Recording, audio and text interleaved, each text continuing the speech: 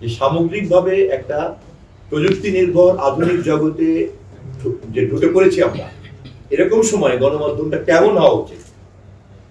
পুরোনো যে হ্যাংওভারের মধ্যে আমরা আছি, মানে গণমাধ্যম মানে ইত্তেফাক হলো, সকালবেলা উঠো, পত্রিকা কেন, চা নিয়ে বসো, তারপর একটা পত্রিকা পড়ো, তারপরে সেখান থেকে একদল লোক শুধু সংবাদ করছে, সামান্য কিছু লোক সম্পাদকীয় পড়ছে, এইভাবে কিন্তু চলছে। এটাকে কিন্তু ব্রেক করা সম্ভব এবং ভালোভাবে ব্রেক করা সম্ভব।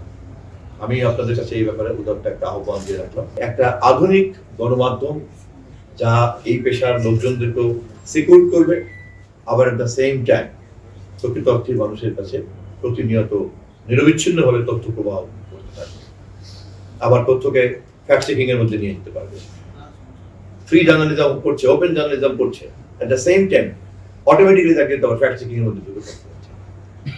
তো এই জিনিসগুলি নিয়ে একটু কাজ করতে চাই।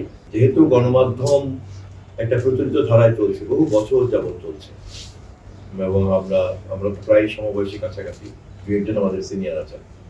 বুদ্ধি হওয়ার পর থেকে গণমাধ্যম যেমন দেখেছি তেমন, মাঝখানে কিছু প্রযুক্তি প্রবেশ করেছে, কিন্তু কালচার অফ আপনার মিডিয়া কিন্তু খুব একটা চেঞ্জ হয় নাই। অথচ ইকোসিস্টেম কিন্তু অনেক পরিবর্তন। আমরা ছোটবেলায় যে এই বরিশাল শহরে মনে আছে এরিকান দিয়ে পড়াশোনা করতাম, পৌরসভার মধ্যে মানুষ, আমরা পৌরসভার মধ্যে মানুষ, বা ইলেকশন ছিল না আমার বাড়িখানার পাশাপাশি। এইখান থেকে এখন দেখেন কোন জায়গায় চলে যাচ্ছে, মাঝখানে কতগুলো ধাপ। ট্রানজিস্টারের ক্ষেত্রেও তাই, রেডিওর ক্ষেত্রে তাই, টেলিভিশনের ক্ষেত্রে তাই। প্রত্যেকটা জায়গাতে ট্রান্সফরমেশন কিন্তু অনেক বড় হয়ে গেছে, বাট সেই তুলনায় কিন্তু নলেজ ট্রান্সফরমেশনটা কিন্তু হয় নাই। আপনারা যেহেতু জার্নালিজমের সঙ্গে আছেন, সেই কারণে আমার একটা বিনীত অনুরোধ থাকলো যে আমিও যেহেতু এই ব্যাপারে কিছুটা ছাত্র হওয়ার চেষ্টা করি, সেই কারণে সম্মিলিতভাবে কিন্তু এখানে অনেক ভালো ভালো চিন্তা কিন্তু বের করা যাবে, অনেক ক্রিয়েটিভ চিন্তা কিন্তু বের করা যাবে।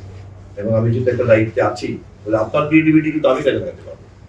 আপনি যদি খুব ক্রিয়েটিভ কোনো আইডিয়া আমাকে দিতে পারেন, এবং ন্যাশন কিন্তু উপকৃত হবে, ন্যাশনাল উপকৃত হবে।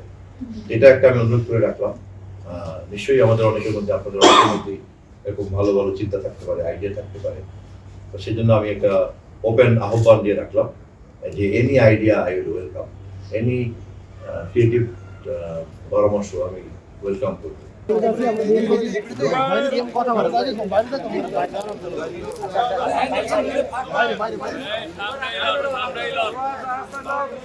আচ্ছা, দাঁড়াও দাঁড়াও দাঁড়াও